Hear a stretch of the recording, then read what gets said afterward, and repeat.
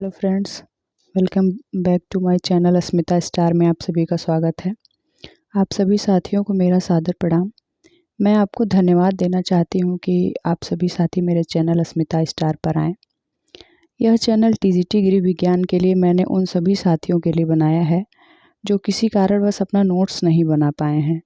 आप सभी लोग मेरे साथ मेरे नोट्स से अपनी बेहतर तैयारी कर सकते हैं।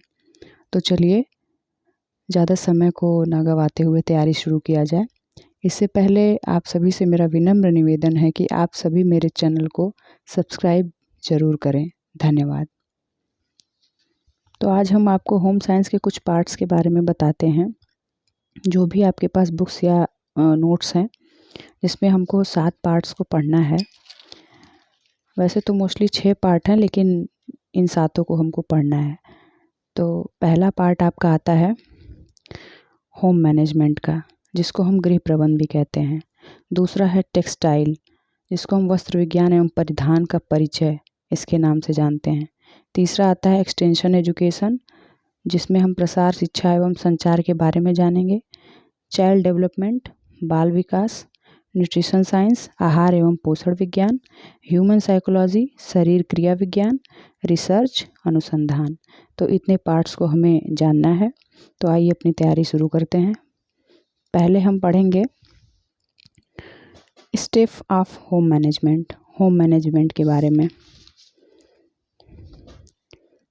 गृह प्रबंध के चरण। गृह प्रबंध के मुख्यतः 3 चरण होते हैं, जो कि पहला है नियोजन, नियंत्रण, मूल्यांकन। नियोजन के बारे में हम जानेंगे। नियोजन प्रबंधन की प्रक्रिया का प्रथम एवं सर्वाधिक महत्वपूर्ण चरण है। किसी भी काम को करने से पहले उसकी एक व्यवस्थित रूपरेखा बनाना, जिससे वांछित उद्देश्यों की प्राप्ति हो सके, उसे ही नियोजन कहते हैं। यह ये बताने में मदद करता है कि कौन सा कार्य कैसे, कब, कहाँ, किसके द्वारा, किस माध्यम से किया जाना है। एक मार्गदर्शी के रूप में कार्य करता है। इसमें प्रबंधक मानसिक शक्ति जैसे चिंतन, स्मरण, तर्क, बुद्धि, रचनात्मक निर्णय शक्ति इत्यादि का प्रयोग होता है। ग्रॉस और क्रेंडल के द्वारा आयोजन के चरण। ग्रास और क्रेंडल ने मुख्यतः 5 चरणों को बताया है, जिसमें कि पहला है समस्या को परिभाषित करना, विकल्पों को ढूंढना, विकल्पों पर उपयोगितानुसार विचार, संभावित हल का चयन या उपयुक्त विकल्प, उत्तरदायित्व को स्वीकारना, परिणामों को स्वीकारना। आयोजन के प्रकार, जो कि 2 प्रकार के होते हैं। पहला है आपका दीर्घकालिक आयोजन, दूसरा है आपका अल्पकालिक आयोजन।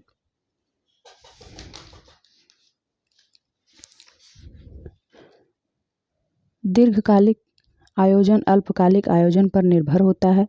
अल्पकालिक योजनाएं मिलकर ही दीर्घकालीन योजनाओं को पूरा करती हैं। अतः दीर्घकालीन योजनाएं अल्पकालिक योजनाओं पर आश्रित होते हैं। अब आता है उसी में आपका संगठन। योजना से जुड़े पहलू को ही संगठन कहते हैं। इसमें कार्य, व्यक्ति, अन्य स्रोत, अधिकार एवं दायित्व में उपयुक्त संबंध स्थापित किए जाते हैं। संगठन में जुड़े हर एक पहलू का दूसरे पहलू पर संबंध होना आवश्यक होता है। निकिल व डार्सी के अनुसार संगठन को हम ऐसी उपयुक्त प्रक्रिया के रूप में परिभाषित कर सकते हैं, जो कि व्यक्ति एवं अन्य साधनों तथा नेतृत्व एवं उत्तरदायित्वों के मध्य उपयुक्त संबंध स्थापित करती है। अब हमारा दूसरा नंबर आता है नियंत्रण का। नियंत्रण का कार्य होता है कि सहायकों के कार्यों की माप द्वारा ठीक करके संपादन किया जाए, ताकि यह सुनिश्चित हो सके कि उद्देश्य तथा उसे प्राप्त करने के लिए जो योजना बनाई गई है, वह सही ढंग से क्रियान्वित हो सके। तो नियंत्रण को भी निकिल व डार्सी के अनुसार बताया गया है। यह एक ऐसे यंत्र के समान है जो योजना को इच्छित परिणाम तक पहुंचाते हुए दिशा प्रदान करते हैं। नियंत्रण के चरण। नियंत्रण के मुख्यतः 3 चरण होते हैं, जिसमें पहला है बल देना, दूसरा निरीक्षण, तीसरा समायोजन। अब आते हैं मूल्यांकन पे। मूल्यांकन व्यवस्थापन प्रक्रिया का अंतिम चरण होता है। मूल्यांकन प्रक्रिया के द्वारा ही कोई योजना कितनी सफल है, कितनी असफल है, सफलता के कारण, असफलता के कारण या योजना की विशेषता एवं कमियों को जाना जाता है, और यही जांचने की प्रक्रिया ही मूल्यांकन कहलाती है। अब आते हैं मूल्यांकन के प्रकार पे। जो कि 8 प्रकार के होते हैं। पहला है सर्वोपरि मूल्यांकन, दूसरा है सविस्तार मूल्यांकन, तीसरा है सापेक्ष मूल्यांकन, चौथा है निरपेक्ष मूल्यांकन, पांचवा है औपचारिक मूल्यांकन, छठा है अनौपचारिक मूल्यांकन, सातवां है निर्माणात्मक मूल्यांकन, आठवां है संकलनात्मक मूल्यांकन। पहले पे आते हैं जो कि है आपका सर्वोपरि मूल्यांकन। इसमें कार्य का ऊपरी तौर पर मूल्यांकन किया जाता है। इसमें बहुत गहराई से मूल्यांकन की प्रक्रिया नहीं की जाती है। प्रबंधक सरसरी निगाह से कार्य को देखते हुए मूल्यांकन करता चला जाता है। दूसरा आता है सविस्तार मूल्यांकन। इसमें कार्य के प्रत्येक चरण पर बहुत ही बारीकी से मूल्यांकन का कार्य किया जाता है। कार्य में सुधार लाने के लिए इस प्रकार के मूल्यांकन का प्रयोग किया जाता है ताकि जिस चरण में कमी हो उसे जाना जा सके तथा सुधार का कार्य किया जा सके। तीसरा है सापेक्ष मूल्यांकन। इस मूल्यांकन में योजना के समाप्त होने पर लक्ष्यों की प्राप्ति कितनी हुई है इसका तुलनात्मक अध्ययन किया जाता है।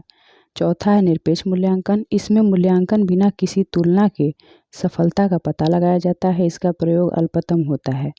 औपचारिक मूल्यांकन। इसमें मूल्यांकन का कार्य एक निश्चित क्रम, समय तथा व्यवस्थित किया जाता है। साथ ही साथ तुलना पर भी कार्य किया जाता है तो उसे औपचारिक मूल्यांकन कहते हैं। अनौपचारिक मूल्यांकन। यह अनौपचारिक मूल्यांकन का ठीक विपरीत होता है। इसमें क्रय, समय एवं व्यवस्थित ढंग की आवश्यकता नहीं होती है।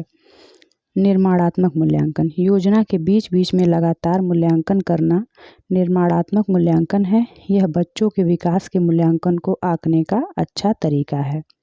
अब आपका लास्ट आता है संकलनात्मक मूल्यांकन।